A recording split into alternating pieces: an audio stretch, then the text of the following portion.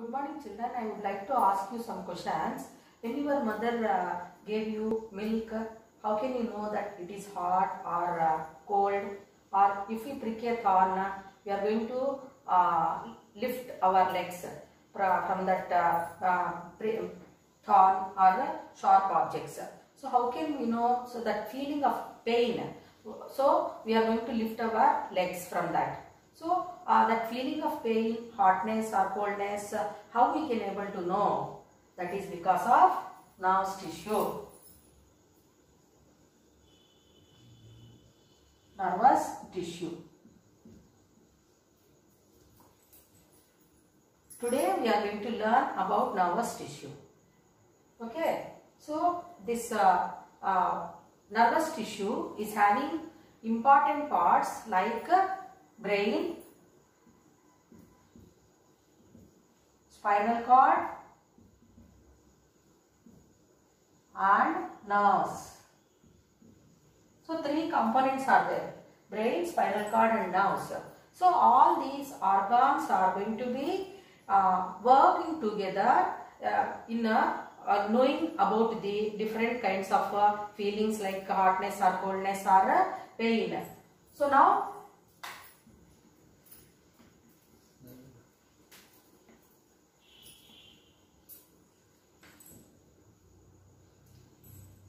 we learn about the structural and functional unit of nervous tissue, that is neuron. Means the brain or spinal cord is made up of millions of structural and functional units, which we call them as neurons. So neurons are nerve cells. Nerve cells. So this neurons or nerve cells which are present in our body are not in same appearance. So there are that many number of neurons which are present, they are not looking alike. So one is different with the other in appearance. So now we learn about the structure of a neuron.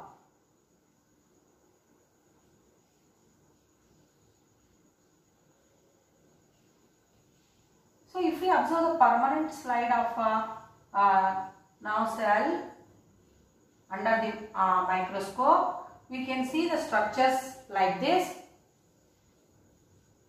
So we observe the distinct parts, three distinct parts we can see in this. So what are those three distinct parts we are going to observe when we observe this permanent slide of neuron under the microscope means? So now this star-like structure, whatever we are observing, that one we call it as a cell body.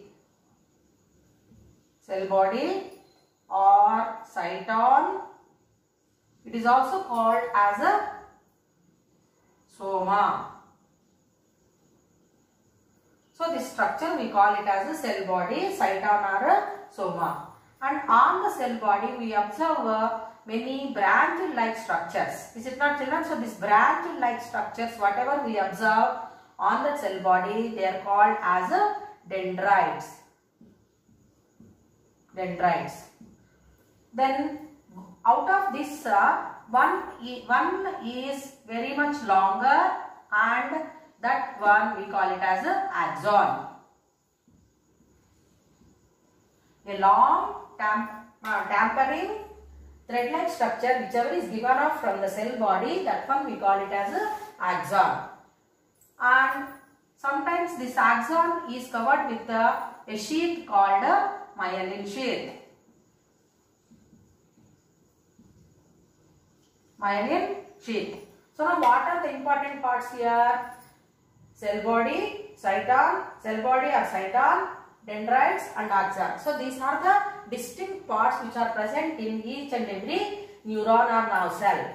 And sometimes the neurons are covered with a sheath called myelin sheath.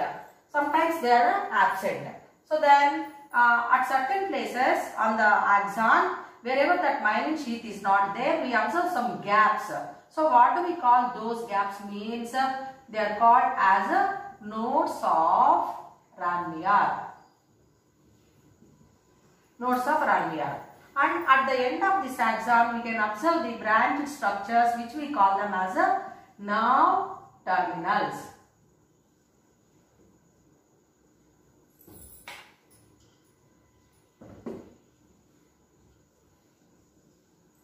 Nerve terminals. So now coming to the cell body or cyton. So inside that cyton, we are going to observe a dark staining body which we call it as nucleus. And the cytoplasm present in the cytoplasm, whichever is there, it contains the granular structures. So what do we call that granular structures which are present in that cell body? They are called as a Nissl granules.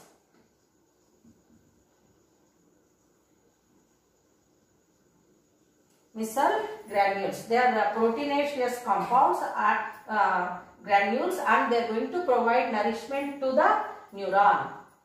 Now, so as earlier I said that the neurons are covered with myelin. So if neurons are covered with myelin, what do we call that type of neurons? Means they are called as myelinated neurons.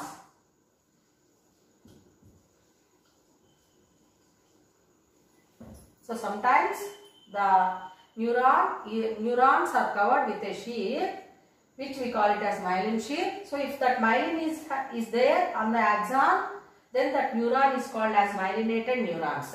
Sometimes we are not observing that myelin sheath, so then those neurons are called as non-myelinated or unmyelinated neurons.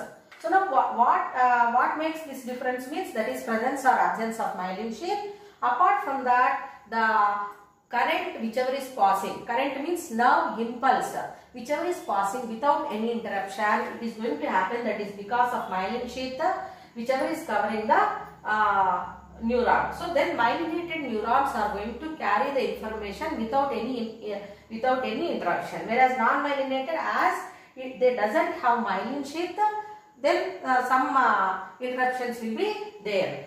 So now nerve terminals are there. So now what we have to learn now? So this dendrites or the nerve terminals, whatever are there, so of one neuron are going to be connected with another neuron. So what do we call that place where the network of neurons is going to happen? So that one we call it as a synapse.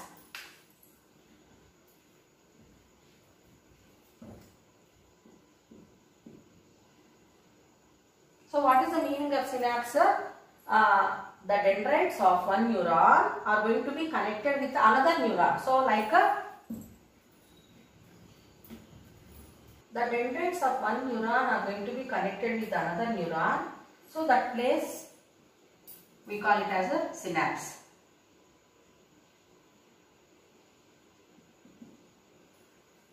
So it may be a gland or tissue. Okay.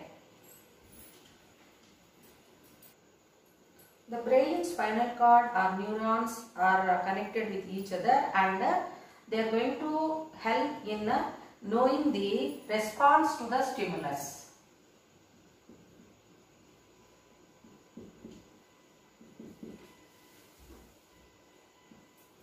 What is the meaning of stimulus here?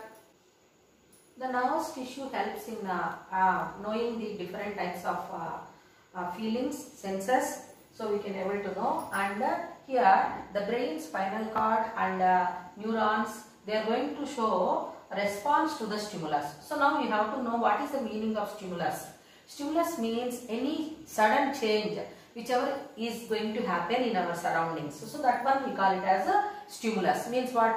If anyone comes beside you and if they are standing, we feel somewhat fear. So that one, standing behind us, that is stimulus. Or if we prick a thorn, pricking thorn, it is stimulus. And opposite action, whatever we are going to show, that is called response. Is it clear to children? So this response and stimulus is happening, that is because of the nerves or neurons whichever are present in the nerve tissue. So now the information from the organs to the brain and from brain to the organs, it is going to happen all the way. That is because of a small electrical potential is created in that, and that is called as a nerve impulse. Nerve impulse. So because of this nerve impulse only, we are going to able to identify the different types of feelings like hotness or coldness or pain, like that. The nerve tissue is divided into central nervous tissue, central nervous system, peripheral nervous system, and autonomous nervous system. So in detail we are going to discuss about them in higher classes. Thank you. Now we will discuss about the connective tissue.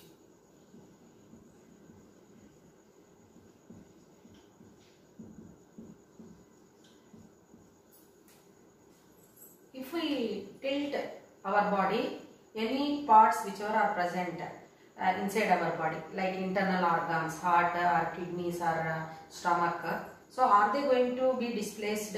Are they going to move from one place to another place, like heart, whichever is present in chest region, is it going to the abdominal region, or kidneys or somewhere else, or brain or legs?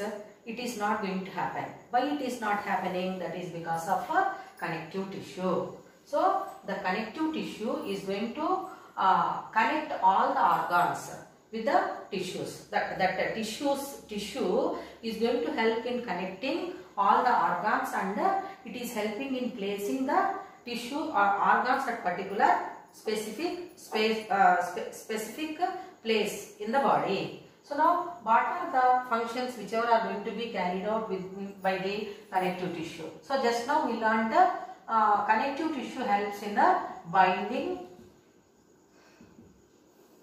organs with tissues, other tissues, and second one, it also helps in transporting materials. Transporting materials. Can you guess what is the type of connective tissue helping in transporting materials? That is the blood. Third one, body repair. Body repair and defense mechanism.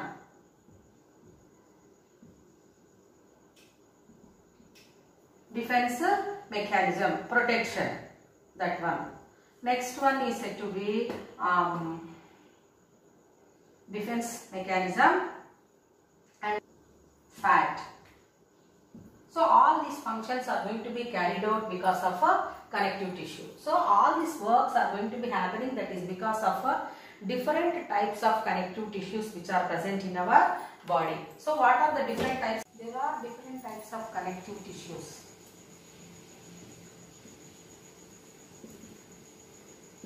So what are those different types of connective tissues? So first one, areolar tissue. Areolar tissue. Then second one, adipose tissue.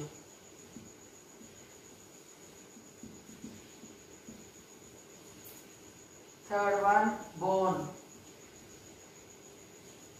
Fourth one, blood.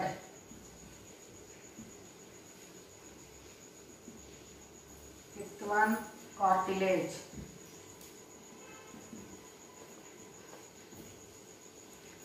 Tendon and ligament. So these are all the different types of connective tissues. So they are areolar tissue, adipose tissue, bone, blood, cartilage, tendon, ligament. Tomorrow we will discuss about them.